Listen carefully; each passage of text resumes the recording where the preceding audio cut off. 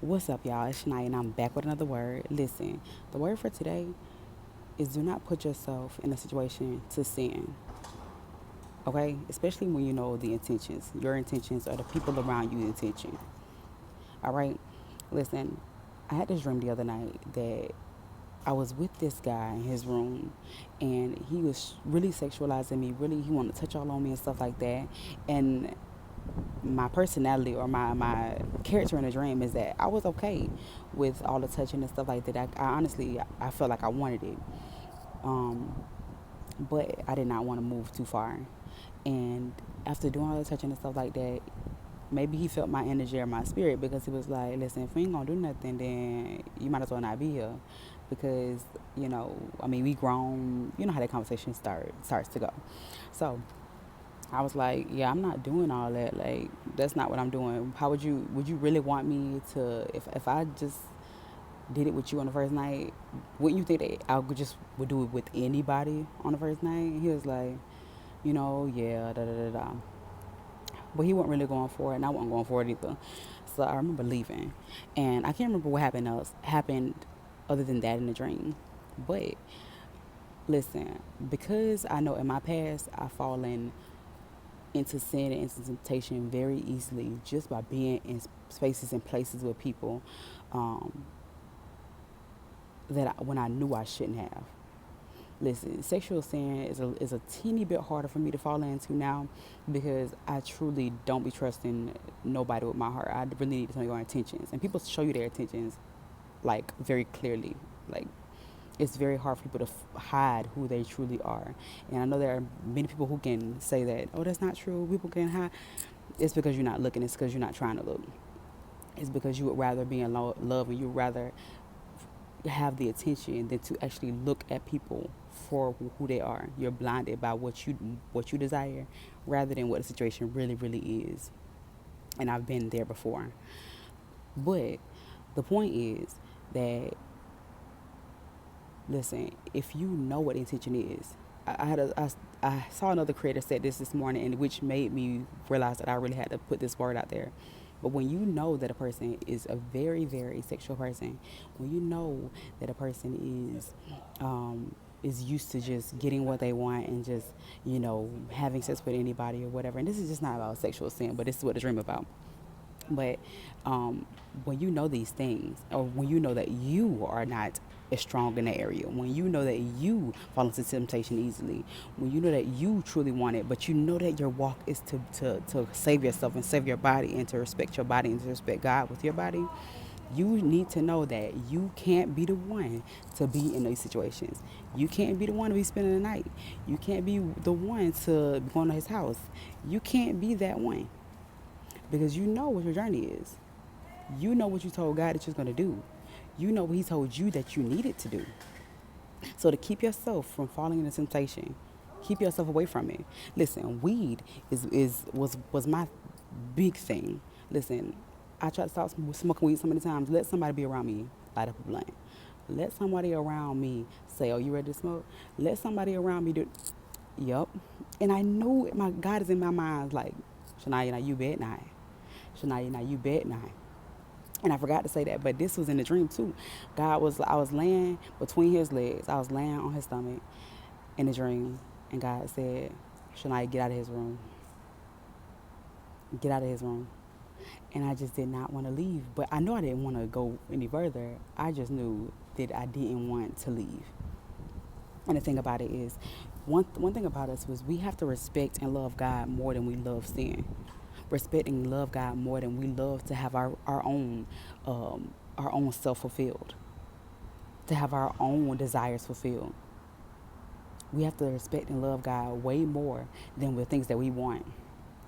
Because then what you want is going to turn into you trying to people please and please other people into getting what they want.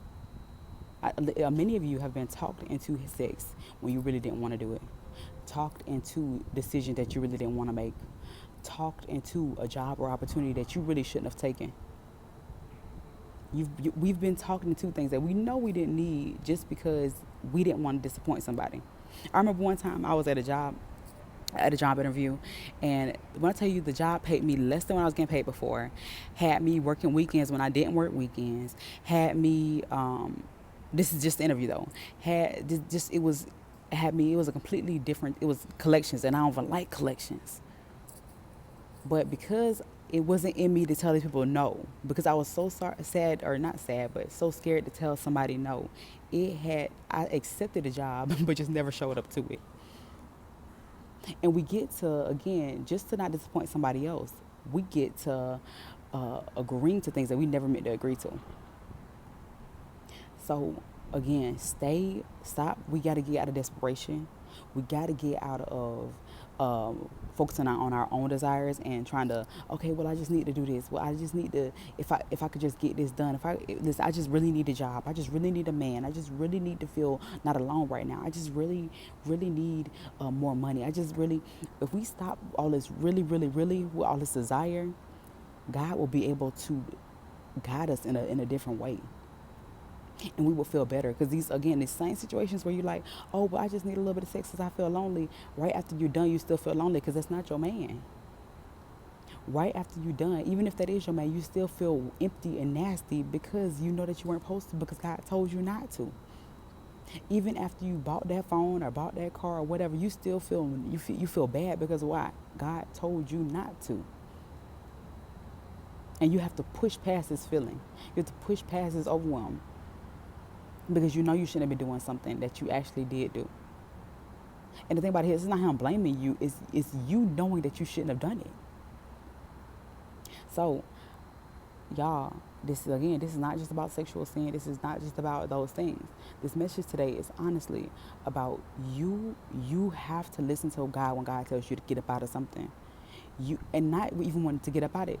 God tells you before you go. There's been so many times where I've been somewhere and done something, whether it was going to a party, going to a guy's house, being out with friends, doing any of these things, and God was like, Shania, you shouldn't go to this. It's been sometimes where I've gone to church and God was like, Shania, you shouldn't go today. Don't go today. Because something ticked me off. It made a bad impression on me. Something. God does not lie. He does not play. You got to start listening to him when he's speaking to you. So first is to listen to him when he's speaking to you. But once you already put yourself in a crazy situation, you have to listen to him to get out, because he creates an opportunity for you to get out, and you have to make the decision to actually listen. All right, y'all? Because who you are right now, your character right now, it will lead you to people please. It will lead you to just move in desire and not in righteousness. It will lead you to be someone that God never called you to be. And after it's all said and done, you will be regretful. You will. I don't care who you are, what you say. There has been circumstances that you've gone through where you've lost the love of your life, where you've lost out on a lot of money, where you have even just felt horrible just because you know you disobeyed God, because he kept telling you not to, and you did whatever it was anyway. So y'all gotta listen to him when he speaks to you, and don't let anybody else, and especially don't let yourself talk you into a dumb situation and talk you out of following what God told you to do. All right, I love y'all. I thank y'all for your time. If you got something from this, type amen. Keep your legs closed. Keep us out of man's house.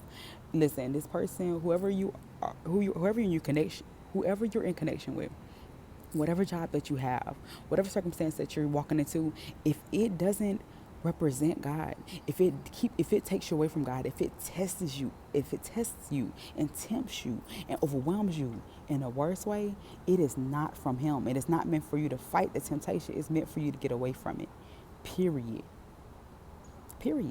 Do not, God says, flee from the enemy. Don't fight the enemy. Don't go back toe to toe with the enemy. Flee. Get away from. Run away from. Get out of that room. Whatever situation is meant for you and is meant, God has sent, it will completely and perfectly align. That job won't have you working on Sundays and knowing that you got to go to church. That man will not be tempting you, putting his PP all on you and talking about, we can just, it's real cool. They will not do that if it's God sent. They will respect your boundaries. They will respect who you are, no matter what the situation is. So remember that. I love y'all. Have a great rest of your day. Bye. Oh, and if you got something from this, type amen.